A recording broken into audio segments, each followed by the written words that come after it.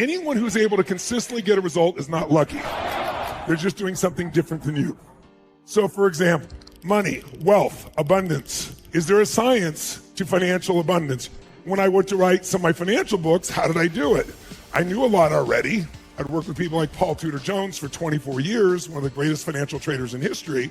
But I went to 50 of the smartest financial people on earth, the Ray Dalios, the Warren Buffetts, all those individuals, and found out what did they do differently than everybody else. And not only did I write a book, a #1 bestseller, New York Times bestseller, but I applied it myself.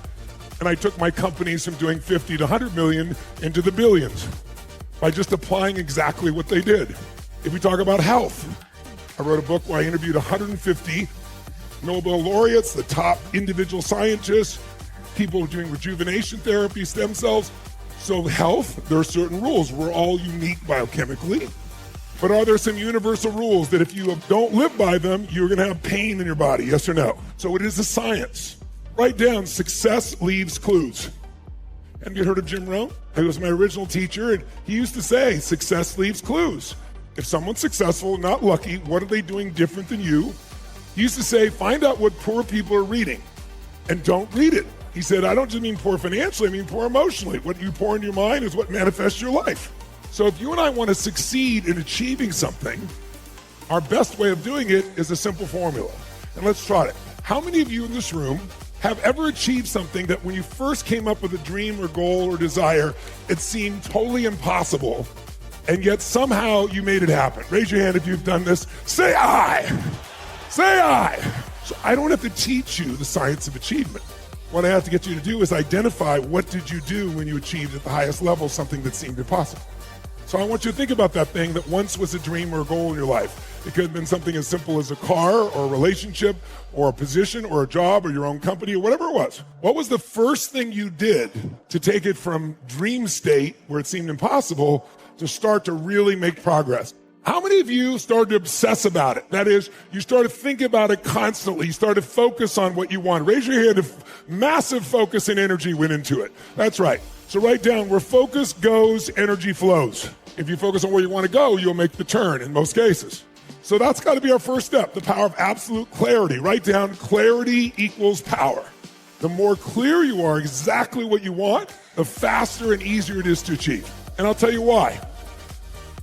There's a part of your brain called the RAS. It stands for Reticular Activating System. It's a part of your brain that determines what you notice. When you decide something you really want, you focus on it consistently, your RAS starts to notice anything that can help you achieve it. I'll give you an example. How many of you have ever bought a certain car or maybe an outfit, and suddenly you see that car or outfit everywhere? Were those cars and outfits around before? Yes, but you didn't notice them because they weren't important. But now that you owned it, your RAS says that's important, and you notice them all. Similarly, if you set a goal, I want to invest in apartment buildings, you don't even know how, but you're obsessing about it.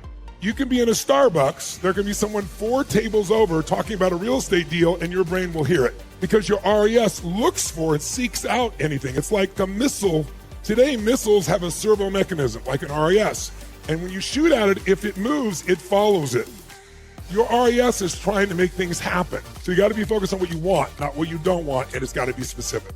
So the first step to achieving anything at the most basic level that seemed impossible, and you now have it, is because you gave it enormous focus. Well, sometimes focus alone can do it. But if it's a really challenging goal, you probably need 2 more steps. If it's difficult, it's not enough to just focus. You got to take massive action. And notice I said massive action with effective execution. Because if you just take massive action and something isn't working and you keep on doing it, it's not going to work. You have to change your approach.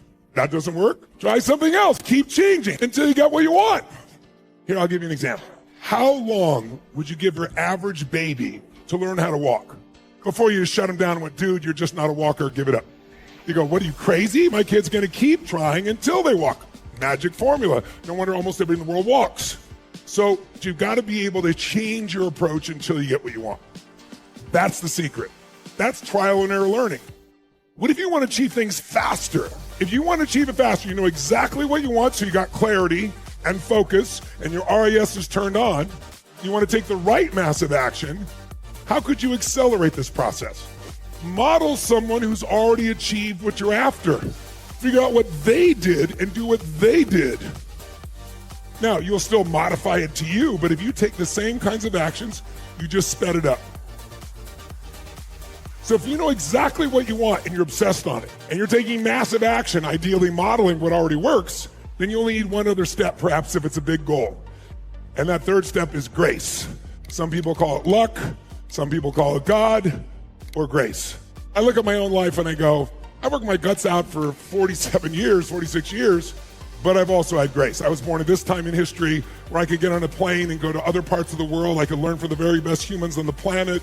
I mean, I could go on and on about the grace in my life.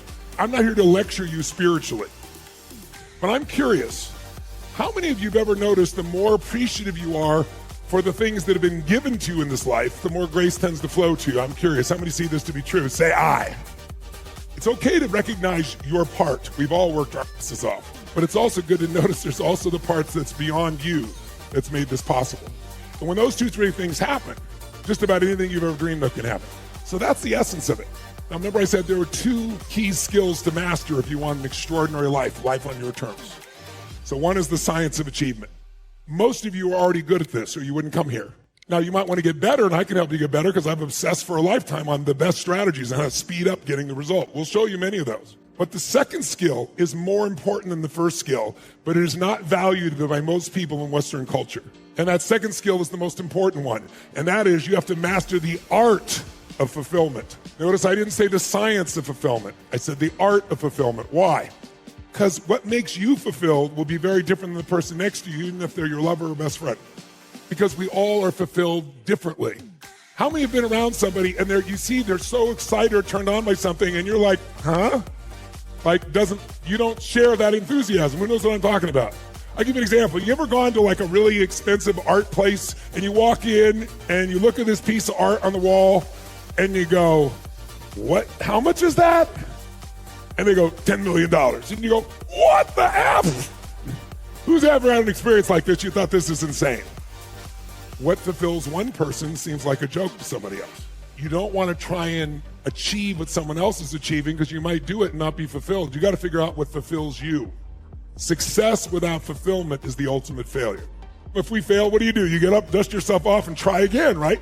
But if you succeed and you're still not happy, you're now what I call technically screwed, right? We got to make sure that you get fulfillment. Now, most people say, help me succeed and I'll be fulfilled. It doesn't really work that way. You got to know what fulfills you. You got to find what fulfills you.